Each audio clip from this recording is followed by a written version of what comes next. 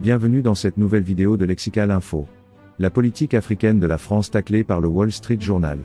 N'oubliez pas de vous abonner juste en bas de cette vidéo. Les Français ne sont pas les seuls occidentaux présents au Sahel. Les États-Unis, au nom de la lutte contre le djihadisme, ont également des troupes et une activité diplomatique constante dans la région, et voient d'un mauvais œil le délitement des relations franco-africaines depuis 2017. Pour preuve, un article du Wall Street Journal, la voix autorisée des milieux dirigeants anglo-saxons, 41% de ses lecteurs seraient millionnaires, dont nous vous résumons les propos. Les États-Unis ont sous-traité leur politique africaine à la France depuis les années 60, l'alignement de leurs intérêts les convainquant de laisser l'ancienne puissance coloniale s'occuper de la région. Mais depuis 2017 la puissance mondiale a observé avec frustration Macron présider coup d'État après coup d'État.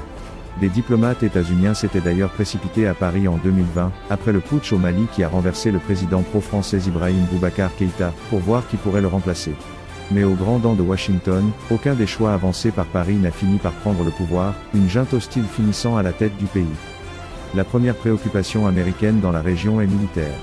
Ce contre-coup, putschiste, a sapé les efforts des États-Unis pour lutter contre un soulèvement djihadiste en Afrique de l'Ouest qui a tué quelques 41 000 personnes depuis 2017, se désole le quotidien.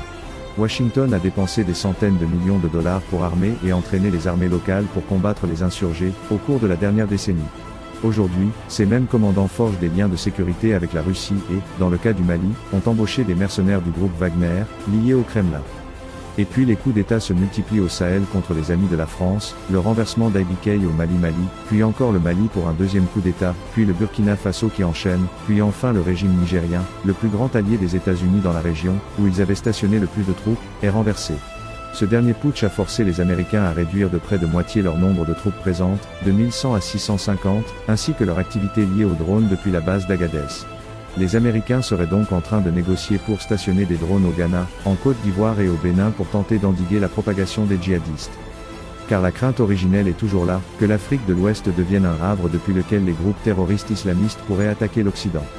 Merci pour votre aimable attention et n'oubliez pas d'activer la cloche de notification pour recevoir les prochaines informations. Merci.